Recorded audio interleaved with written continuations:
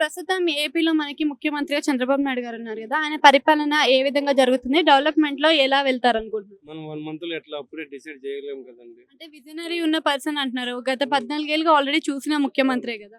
అవును. హ్మ్. చూసిన ముఖ్యమంత్రి చేస్తాడని నమ్మకం ఉండబట్టే అంత ఘన విజయం చేకూర్చారు. హ్మ్.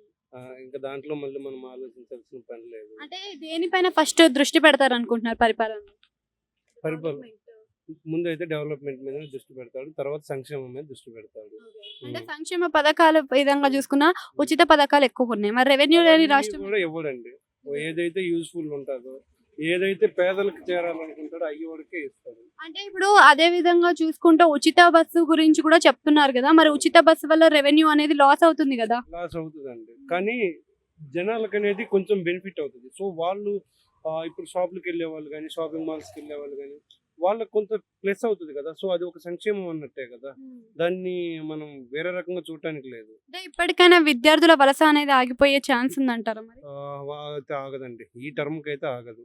వాస్తవాలు మాట్లాడాలంటే ఇంకా ఎక్కువ అవుతాది. ఆయన వచ్చాడు అనంటేనే ఐటీ డెవలప్‌మెంట్ అంటారు. ఐటీ జాబ్స్ అంటే ఏపీలో అసలు లేవు. ఎయిదర్ బెంగుళూరు, హైదరాబాద్, చెన్నై లేకపోతే ఇప్పుడు అది విదేశీ విద్య ఉంది కదా! ఎన్టీఆర్ విదేశీ విద్య. అట్లా గాని బయటికి పంపిస్తారు. అంతే అంతకు మించి సో, అదే విధంగా ఇప్పుడు మరి రాజధాని ఏపీకి రాజధాని వచ్చేస్తది అనుకోవచ్చా? ఆల్రెడీ వచ్చేసింది. అమరావతిలో పనులు జరుగుతున్నాయి. మళ్ళీ రాజధాని వచ్చేదేముంది? కన్ఫర్మ్. కన్ఫర్మ్. అయితే పోలవరం ప్రాజెక్ట్‌కి చెక్ పడతదా ఈసారి? ఈసారి కంప్లీట్ అయిపోతది.